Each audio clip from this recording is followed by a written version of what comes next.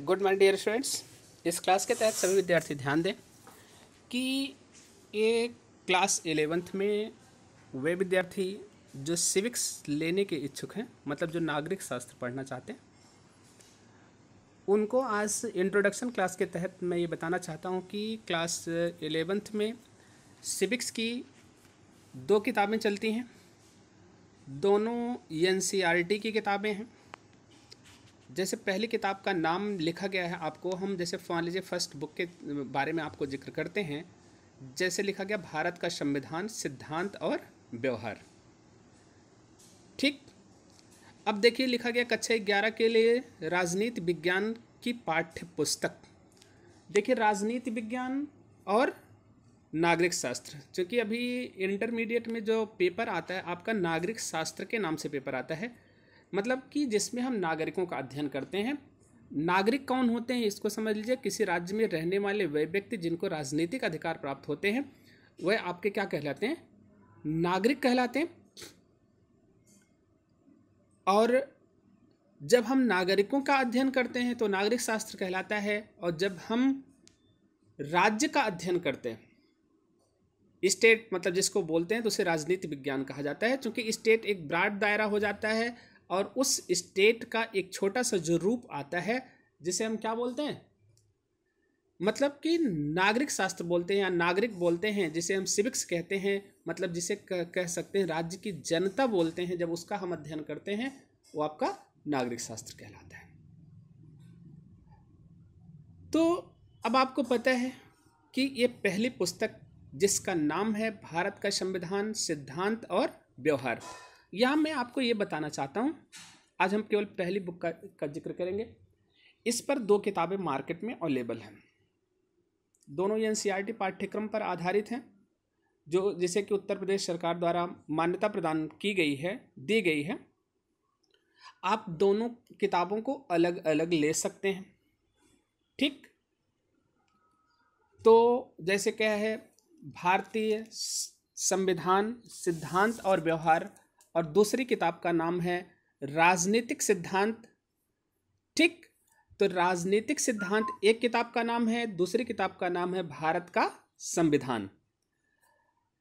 दोनों किताब ले सकते हैं, या अगर दोनों ना लेना चाहें, आप एक ही किताब में काम चलाना चाहें, तो राजीव प्रकाशन की क्लास 11th की किताब आप लोग मांग लेंगे, तो उसमें दोनों किताबों का संग्रह दिया गया है। मतलब पहली भी किताब है, उसमें दूसरी भी किताब है। दोनों में से कोई एक आप किताब खरीद सकते हैं, चाहे दोनों अलग अलग खरीद लीजिएगा, चाहे एक किताब खरीद लीजिएगा। ओके, अब देखिए, चूंकि यहाँ पर लिखा गया राष्ट्रीय शैक्षिक अनुसंधान एवं प्रशिक्षण परिषद, मतलब जहाँ से ये किताब छपती है, जिस संस्था के द्वारा इसे मान्यता प्राप्त है, वो किताब लिखा गया है। इसके बाद देखिए, जो इसमें आपको पढ़ना है पहली किताब में, उसमें कौन कौन से चैप्टर हैं उसको आपको ध्यान में रखना। जैसे कहा गया संविधान क्यों और कैसे। ठीक है, मतलब क्यों संविधान बना और कैसे बना, इसकी उपयोगिता क्या है, पहला चैप्टर है। दूसरा चैप्टर है, देखिए भारतीय संविधान में अधिकार। आप लोग मूल अधिकार जानते होंगे, पढ़े होंगे आप 9th-10th में सामाजिक विज्ञान में। तो जो संविधान में अधिकार दिए गए हैं उसका अध्ययन आपको करना है। दूसरे चैप्टर में जैसे चुनाव और प्रतिनिधित्व। प्रतिनिधित्व का मतलब होता है वह जो चुनाव में कॉन्टेस्ट करते हैं, मतलब चुनाव में भाग लेते हैं, मतलब चुनाव जीतते हैं, वो किसी चीज़ का क्या करते हैं, प्रतिनिधित्व करते हैं, और जिन प्रक्रिया के द्वारा उनका चयन होता है उसे चुनाव कहते हैं। इसके बाद कार्यपालिका है। अब कार्यपालिका के तहत आप लोग क्या पढ़ेंगे इसमें, जैसे राष्ट्रपति है, कार्यपालिका का हमारे प्रधान होता है। इसमें राष्ट्रपति की जो हमारी मंत्रिपरिषद है उसको पढ़ते हैं। ये तो हमारे केंद्रीय कार्यपालिका हो गई। इसी तरीके से राज्य की कार्यपालिका में जब हम पढ़ते हैं तो राज्य की कार्यपालिका में आपका आता है, जैसे राज्यपाल हो गया, विधानसभा हो गया, विधान परिषद हो गया। नहीं, राज्यपाल, मुख्यमंत्री अर्थात राज्य की मंत्रिपरिषद, ये राज्य की कार्यपालिका में आता है। इसी तरीके से विधायिका जब हम पढ़ेंगे, विधायिका में भी आपकी दो तरीके से डिवाइड है विधायिका, एक केंद्रीय विधायिका है, एक राज्य की विधायिका है। केंद्रीय विधायिका में आपको पढ़ना है राष्ट्रपति, लोकसभा और राज्यसभा। राज्य में आपको पढ़ना है विधानसभा, विधान परिषद और राज्यपाल। न्यायपालिका है, आपको सर्वोच्च न्यायालय, उच्च न्यायालय तथा अधीनस्थ न्यायालय इस चैप्टर के तहत पढ़ने हैं। इसके बाद संघवाद क्या है, आपको इसको पढ़ना है। संघवाद का मतलब देखिए, जैसे हम कहते हैं हम राज्य का अध्ययन करते हैं राजनीति विज्ञान के तहत, लेकिन हम देखते हैं कि उत्तर प्रदेश में क्या है, 28 राज्य हैं, 9 केंद्र शासित प्रदेश हैं।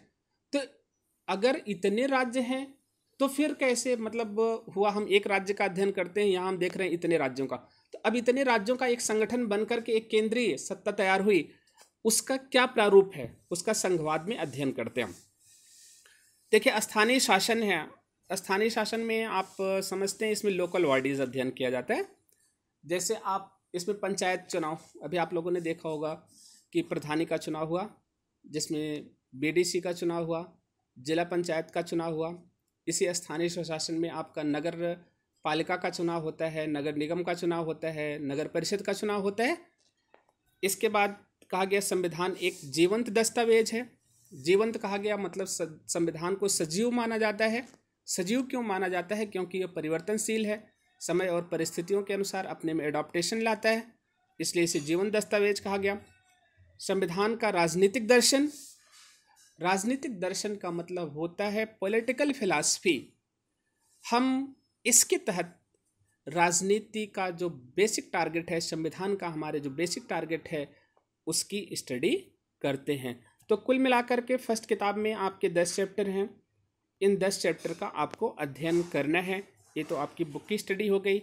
यह पहली किताब का नाम है भारतीय संविधान सिद्धांत एवं व्यवहार। इसमें जो आप लोगों को आज पढ़ने हैं उसको समझ लीजिएगा, याद कर लीजिएगा। भारत के संविधान की उद्देश्य का, भारत का संविधान उद्देश्य का लिखा गया।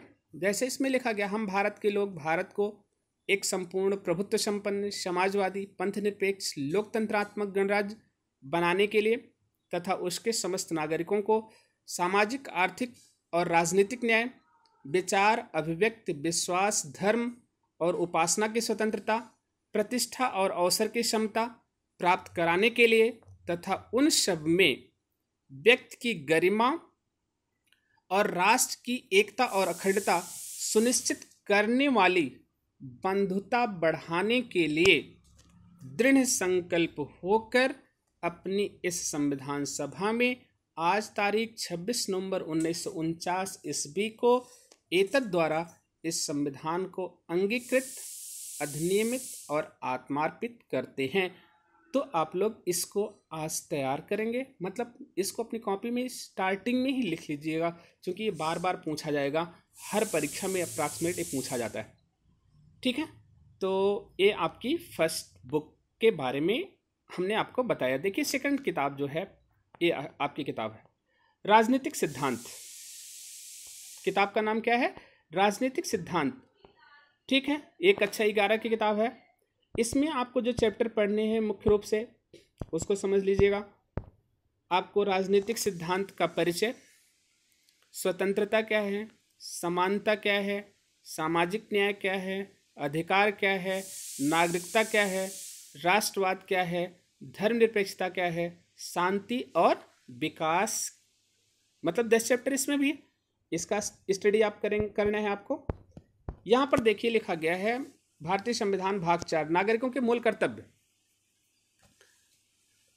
देखिए हम कहते हैं संविधान का भाग वाइज अध्ययन किया गया है। जैसे संविधान का भाग 1 संघ एवं संघ शासित क्षेत्र, भाग 2 नागरिकता, भाग 3 मूल अधिकार, भाग 4 नीति निर्देशक तत्व, भाग 4 क में नागरिकों के मूल कर्तव्य दिए गए हैं कि मतलब राज्य के नागरिकों का राज्य के प्रति क्या कर्तव्य होता है, इसे आपको पढ़ना है, जिसे आर्टिकल 51 क में दिया गया है।